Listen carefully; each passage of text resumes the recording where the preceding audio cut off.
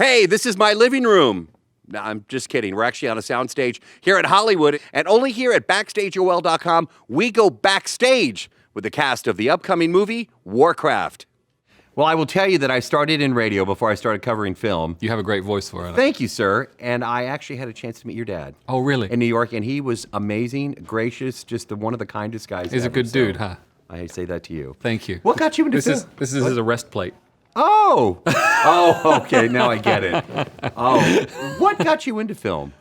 I was on film sets as a kid, so obviously my dad's known for his music, but he was also he dallied in acting, and I had the chance to be on some spectacular film sets like Labyrinth and another film called Absolute Beginners and a few others when I was growing up, and I got the bug early on, and I did not, for whatever reason, did not have the music gene, or just didn't express itself.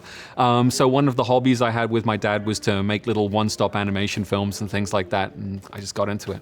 That's incredible. Tell me about the inspiration for this story, because obviously there's a game. Yes. But how do you create a story out of a game like that so wildly popular? Well, I mean, the game's been around for 20 years. So World of Warcraft, the one that everyone knows, has been around for 10 years. But 10 years before that, they actually started putting out these single-player games that went for a long time. And this film was based on the very first game they made, something called Warcraft, Orcs and Humans.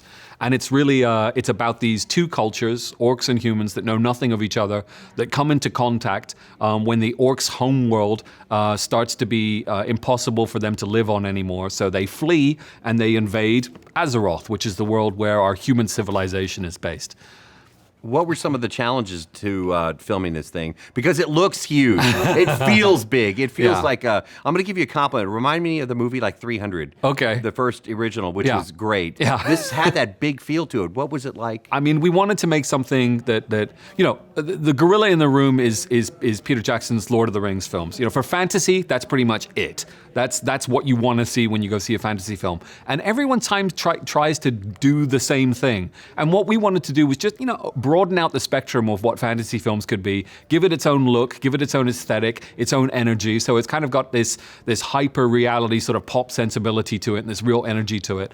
And hopefully, if we can match the same level as the Lord of the Rings films, then we've done our job. Can we talk about the fight scenes, which Yes. I thought were massive? They were just really, really, really cool.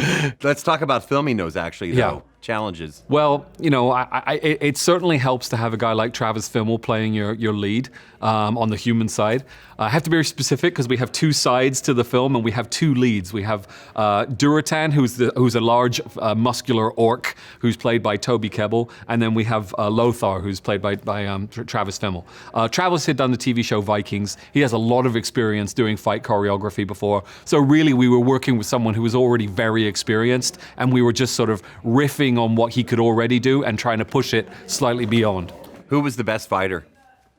Toby's really good. Okay. Toby's good, but Travis is probably the best. Did you guys film exterior shots, because it seemed like there were a lot. I wear contact lenses. I'm Yes. watching this thing, I was going like this, even though I'm in a movie theater, but it felt like the dirt.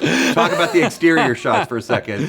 Yeah, absolutely. I mean, one of the things is when we had decided early on that we were going to make our orcs using motion capture, which is the same technology they use for Caesar in the Planet of the Apes movies or Gollum in the old Lord of the Rings movies, we knew that we wanted to surround those virtual characters with as much real live action stuff as possible. So we built these big, beautiful sets. Even the forest, Elwyn Forest, which is it's kind of like a redwood forest, but made of oak trees. These huge trees. We took over these massive sound stages and basically converted the whole things into sections of forest. It's really it's just big scale filmmaking. It's one of those things as a filmmaker, you hope you're going to get the chance to do.